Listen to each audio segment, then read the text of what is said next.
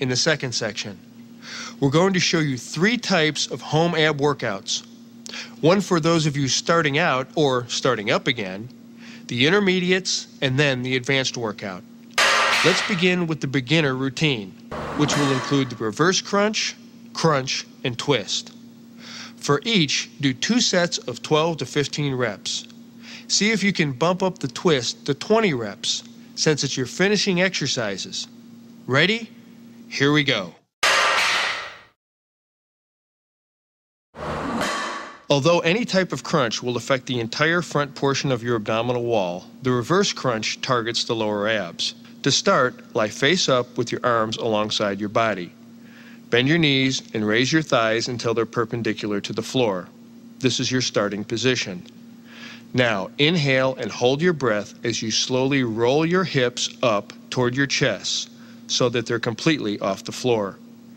Keep your legs slightly bent, even as your knees come relatively close to your chest. Again, keep it smooth and controlled so that momentum isn't stealing the work that your contracting muscles should be doing. Now for the toughest part of the movement.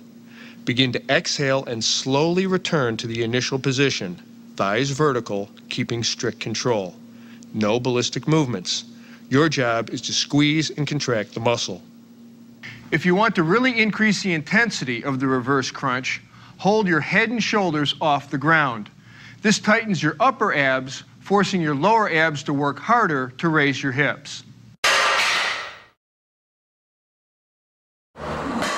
The familiar basic crunch is still one of the best movements to develop your abs, but you must do it with 100% concentration and strict form. Start by lying on the floor. Bend your knees so that your feet are flat and put your hands behind your head. Now, keeping your eyes focused on the ceiling, inhale slightly more than usual and hold that breath as you raise your head and shoulders as high as possible off the floor. Holding your breath gives you greater force of contraction and relieves tension on your spine by creating intra-abdominal pressure. As you raise up, round your upper back and slowly shift your focus downward toward the horizon. Hold this up position for a second or 2. Exhale and slowly lower your body until your head and shoulder blades contact the floor. Relax, pause for a second or 2, and repeat.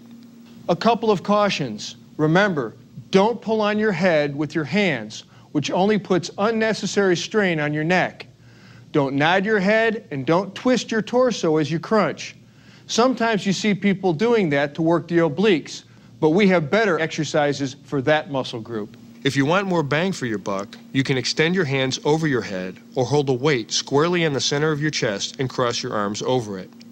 Also, you can hold your legs up in the air, place your feet on a bench or against a wall, and follow through with strict form.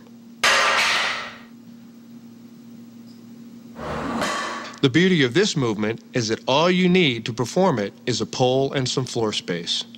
Start by sitting on the floor with your legs extended and spread in front of you. Place the pole or broomstick over your shoulders, extending your arms to each end. Now twist from side to side no more than about 45 degrees, using slow, deliberate movements which will not only protect your spine, but also prevent movement from cheating your obliques out of their maximum contraction. Concentrate on twisting here from the waist, not from the hips or legs or from the shoulders or arms, which, by the way, should be completely relaxed. Some people like to do this exercise standing, but the seated version helps eliminate lower body movement. So perform this exercise seated if at all possible. After you've spent a couple of months mastering the beginner's routine, move into the intermediate routine, which we'll demonstrate for you now. We'll begin with the air bike. 3 sets of 30 seconds each, then move to the straight leg crunch, 3 sets of 15 to 20 each. And finally, to the side bend, where you'll do 3 sets of 12 to 15 per side. Let's watch the techniques of the pros. You've probably all seen the air bike, but you've probably seen it done incorrectly, as people tend to get carried away with the fun of the motion. When that happens, you end up replacing muscle-burning efficiency with momentum. The air bike works it all, uppers, lowers, obliques, so let's be sure to nail our technique. Lie on your back with your hands supporting your head. Raise your legs so your thighs are perpendicular and your lower legs are just above parallel to the floor. Inhale and hold the breath as you curl up. Bring your left elbow toward your right side while drawing your right knee in to meet it, as if riding a bike. Alternate sides, left, right, continuing the motion back and forth, breathing deeply and steadily. Staying with our focus on controlled motions, don't let your elbows flap across your body, but rotate your shoulder across in a smooth, focused movement.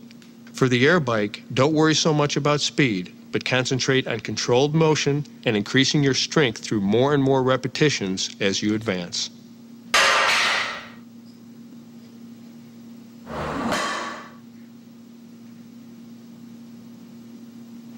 For the straight leg crunch, lie with your back on the floor and your legs straight up in the air. Then, with your arms extended in front of you, curl up to bring your shoulder blades off the floor and slowly squeeze as you reach for those toes. Hold this peak position for a second or two.